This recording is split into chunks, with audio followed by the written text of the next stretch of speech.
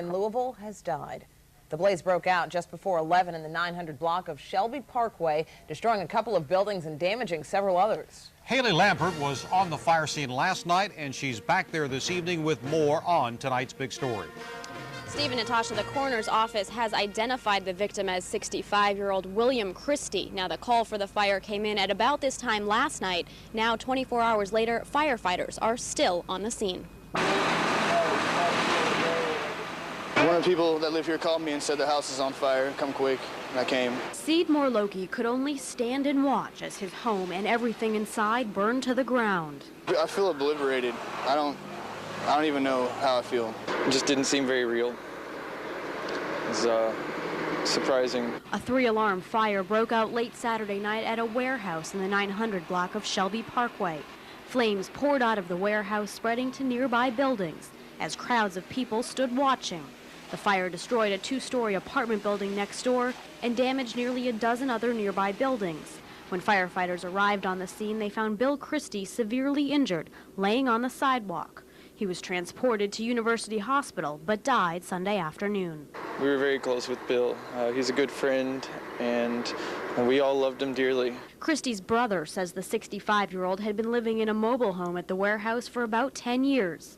He says Christie lived life to the fullest and served as a father or grandfather figure to the artists who gathered there. I think we're all having a pretty hard time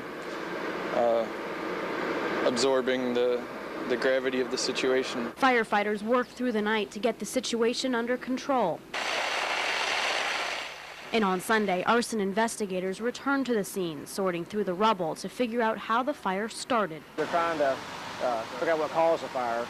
The firefighters on the scene were cooling off hot spots for what the gunning collapsed. One building collapsed, another ravaged by fire, and one life cut short. I don't think it's really hit me yet. I don't think it's really hit any of us completely. Now we're told firefighters will be staying here at the scene until fire officials complete their investigation. No word yet on the cause of the fire. At this point, they haven't determined one way or another whether it was arson. As for Christie, an autopsy is scheduled for tomorrow. The cause of death is still pending. Live on Shelby Parkway, Haley Lampert, WLKY News Channel 32. Thanks, Haley. Sifting through wreckage from the fire that destroyed a warehouse and an apartment building next door.